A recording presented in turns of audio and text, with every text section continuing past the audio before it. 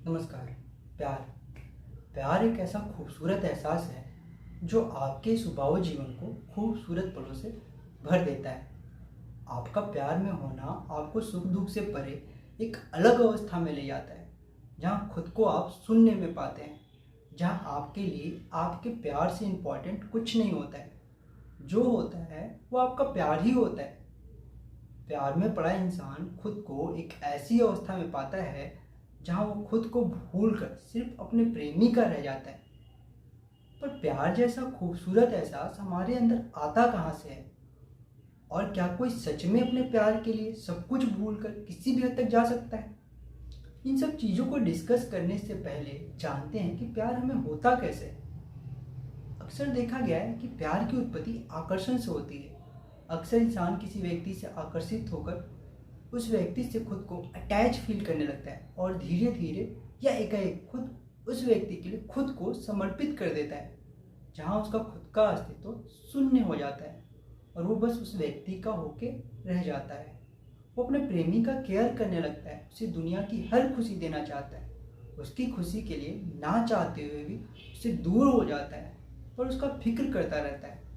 उसकी खुशी का आगे उसकी अपनी खुशी का कोई महत्व नहीं रह जाता। प्रेम प्रकृति का मनुष्य को दिया हुआ सबसे अनमोल उपहारों में से एक है, जो स्वतः ही फूट पड़ता है अगर कोई आपके उस रिलेशन के शर्तों को पूरा करता है जिसके लिए हमें किसी व्यक्ति की तलाश होती है। ऐसे में ये हमें किसी के लिए हद से गुजर जाने को प्रेरित करता है। जहाँ प्राकृतिक कारण आपको साथ रहने को मजबूर करे, वहाँ प्यार होने की संभावनाएं काफ़ी ज़्यादा होती है। आज हम ऐसे ही दो प्राकृतिक कारणों से उपजे प्यार के बारे में बात करेंगे। वो है माँ का प्यार और युवक और युवतियों के बीच होने वाला प्यार। पहले हम माँ के प्यार के बारे में बात करते हैं। माँ का प्यार, प्यार की पहली बारिश जिसमें हम नहाकर इस जीवन को समझने के लायक बनते हैं, वो होता है माँ का प्यार। माँ के द्वारा बच्चों को किया जाने वाला प्यार प्यार का सबसे शुद्ध फॉर्म है, क्योंकि इसमें प्यार होने के बाद कभी खत्म नहीं होता है। माँ हमेशा अपने बच्चे के लिए समर्पित रहती है। यही वजह है कि बच्चे के जन्म लेते ही अपना पूरा प्यार उन पर लुटाने लगती है और जीवन भर लुटाती रहती है। आप लोगों ने पहली नज़र के प्यार के बारे में सुना होगा। लड़के और लड़कियों में पहली नज़र का प्यार हो या ना हो, माँ और बच्चे के केस में होता ही होता है। बच्चे को पहली बार देखते ही माँ आजीवन अपने बच्चे के लिए समर्पित हो जाती है। बुरे से बुरे बिहेव वाली औरत भी अपने बच्चे पर अपना सब कुछ लुटा देती है। माँ अपने बच्चे को अपना ही अंग समझती है और उसे किसी भी तरह की तकलीफ और दुख से बचाने के लिए अपना सब कुछ लगा देती है। युवक और युवतियों के बीच होने वाला प्यार, युवक और युवतियों के बीच होने वाला प्यार काफ़ी कॉम्प्लेक्स है, क्योंकि इन्हें नेचर प्यार के साथ साथ यौन क्रिया से भी जोड़ती है। ऐसे में लोगों को अपना प्यार ढूंढने में काफ़ी दिक्कतें आती हैं, क्योंकि एक ही वक्त में दोनों ही तरह के आकर्षण काम करते हैं। इन्हें ये तो पता होता है कि यौन आकर्षण प्यार नहीं है, पर यह भी पता होता है कि हम जिस प्यार को ढूंढ रहे हैं उसके मिल जाने के पश्चात यौन क्रिया के द्वारा ही अपने रिश्ते को आगे बढ़ाना है। तो ऐसे में उनके लिए अपने प्यार को ढूंढ पाना मुश्किल होता है। इसके लिए उन्हें प्रेम और कामेच्छा को समझना बहुत ज़रूरी होता है। तो आइए इसे थोड़ा समझते हैं कि इनमें अंतर क्या होता है। प्यार जहाँ अपने आप से ऊपर अपने प्रेमी को वैल्यू देता है, उसके बारे में सोचता है, उसके लिए किसी भी हद तक जा सकता है, वहीं कामेच्छा से ग्रसित व्यक्ति सिर्फ अपने बारे में सोचता है। वो किसी भी तरह अपने कामेच्छा को पूरा कर लेना चाहता है, पर ये दोनों ही चीज़ें एक ही व्यक्ति में होती हैं। तो ऐसे में ध्यानपूर्वक देखना चाहिए कि हमारा प्रेमी प्यार करने के लायक है या नहीं है। कहीं ये प्यार से ज़्यादा इम्पोर्टेंस कामेच्छा को तो नहीं देता।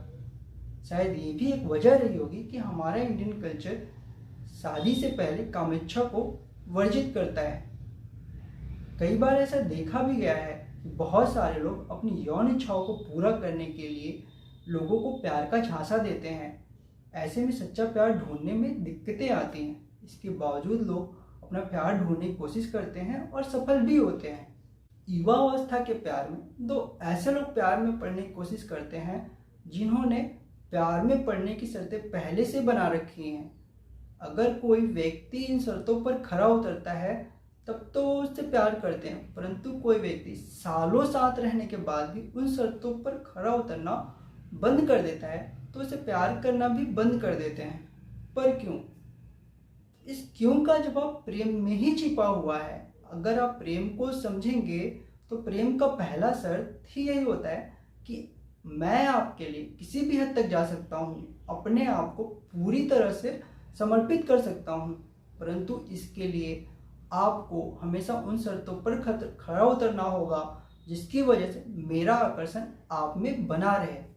अगर किसी भी वजह से यह आकर्षण कम हुआ तो प्यार भी कम हो जाएगा।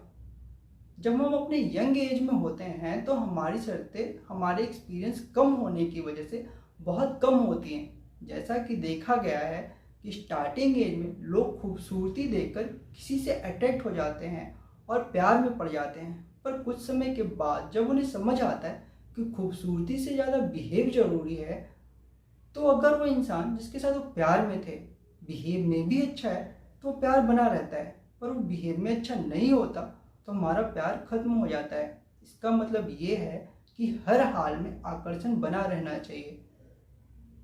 पहले हमारा आकर्षण खूबसूरती पर से था, पर बाद में आकर्षण बदला, हमें बिहेव चाहिए। अगर ये दोनों चीज़ें उस खूबसूरत व्यक्ति में है तब तो ठीक है, वरना हमारा प्यार उस व्यक्ति के लिए खत्म हो जाएगा। हम कम खूबसूरत बट अच्छे बिहेव वाले व्यक्ति के साथ रहना पसंद करेंगे, उससे प्यार करेंगे। यानी आपकी शर्तें बदल जाएं और आपका प्रेमी उस पर खरा ना उतरे, या फिर आपकी जो शर्तें पहले थी उस पर आपका प्रेमी किसी भी वजह से खरा उतरना बंद कर दे, दोनों ही अवस्था में प्रेम खत्म हो जाता है। आकर्षण ही प्यार को जन्म देती है, पर अक्सर लोग स्टार्टिंग आकर्षण को तुरंत प्यार में बदल देते हैं और समय नहीं लेते, अपने प्यार को अपनी शर्तों के अनुसार से परखते नहीं हैं, या हमें मालूम नहीं होता है कि प्यार के लिए हमारी शर्तें होनी क्या चाहिए। इसी वजह से ब्रेकअप जैसी समस्याएं होती हैं।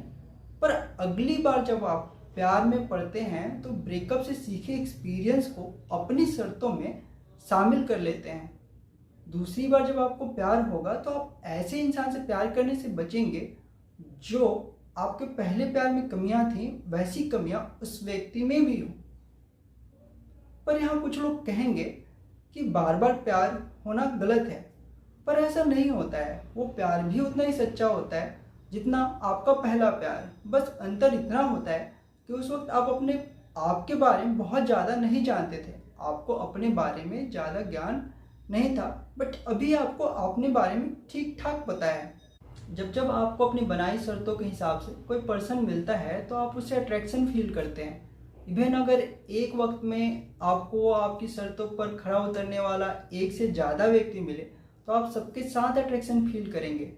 नेचर ने हमें ऐसा ही डिजाइन किया हुआ है। इसमें यह कहना कि किसी को बार बार प्यार हो जाता है तो हो सकता है, नेचर की ओर से इसमें कोई रिस्ट्रिक्शंस नहीं है। कई बार ऐसा भी होता होगा कि आप किसी के साथ रिलेशन में हों और फिर भी किसी से अट्रैक्शन फील करें, पर ये आपके समझ पर निर्भर होता है कि आप उस अट्रैक्शन को अट्रैक्शन ही रहने दें या प्यार में बदलने का अवसर दें। पर कई बार ऐसा भी देखा गया है कि अगर आप अपने मौजूदा प्यार से सेटिस्फाई ना हो तो आप ऐसे अट्रैक्शन को प्यार में बदलने से नहीं रोकते, या रोकते भी हैं तो सामाजिक कारणों से रोकते हैं। अगर आप पहले से किसी के प्यार में हैं और कोई आपको अट्रैक्ट कर रहा है तो आप सही समय पर उससे दूरी नहीं बनाते तो आप एक साथ दो अलग अलग लोगों के प्यार में होंगे। ये संख्या 2 से ज़्यादा भी हो सकती है। प्राकृतिक रूप से इसमें कोई बुराई नहीं है, पर समाज ने अपने अनुभवों के आधार पर जीवन जीने के तरीके बनाए हैं। अगर आप उससे बाहर जाते हैं तो आपके लिए मुश्किल खड़ी हो सकती है। जब माँ के एक से ज़्यादा बच्चे होते हैं तो जब नवजात आता है तो जो दूसरा बच्चा होता है तो थोड़ा जेलियस या इनसिक्योर फील करता है, पर हम उसे बार बार ये समझाते हैं या दूसरे लोग समझाते हैं या फिर माँ बाप ही समझाते हैं कि तुम्हारा भाई या बहन है। उसी प्रकार अगर इंसान को एक से ज़्यादा व्यक्ति से प्यार हो जाता है तो समाज उसके प्रेमियों को बार बार बताता है कि तुम्हारे साथ गलत हुआ है, जबकि गलत दोनों केसेस में होते हैं। पर एक जगह समाज इसलिए ऑब्जेक्शन नहीं करता है क्योंकि इससे समाज को फायदा है, और दूसरी जगह इसलिए मना करता है क्योंकि सामाजिक व्यवस्था बिगड़ जाएगी। समाज ने परिवार नाम की जो संस्था बनाई है वो टूट जाएगी और इंसान को अपनी लाइफ में काफ़ी मुश्किलों का सामना करना पड़ सकता है। नेचर हमें एक से ज़्यादा लोगों से प्यार करने से नहीं रोकती, बट नेचर के अलावा इंसान का खुद का भी नेचर होता है कि वो किस तरह का व्यक्ति है। अगर वो समझदार और नेक इंसान है और उसने समाज और इतिहास से सीखा है और वो अपने प्रेम को लेके सीरियस है, तो जब किसी को चाहेगा तो खुद को उसके लिए पूरी तरह समर्पित कर देगा। ऐसा नहीं है कि वो किसी और के लिए अट्रैक्शन फील नहीं करेगा, क्योंकि मैंने पहले ही कहा था कि नेचर रेस्ट्रिक्शंस नहीं लगाती, पर वो खुद पर लगाएगा क्योंकि वो इस तरह के अट्रैक्शन के प्रोस और कॉन्स से वाकिफ होगा और उसने जिस प्रेम को निभाने में अपनी पूरी ऊर्जा लगा रखी है वो किसी भी तरह से उसे बर्बाद होने नहीं देगा। Thanks for watching. नमस्ते।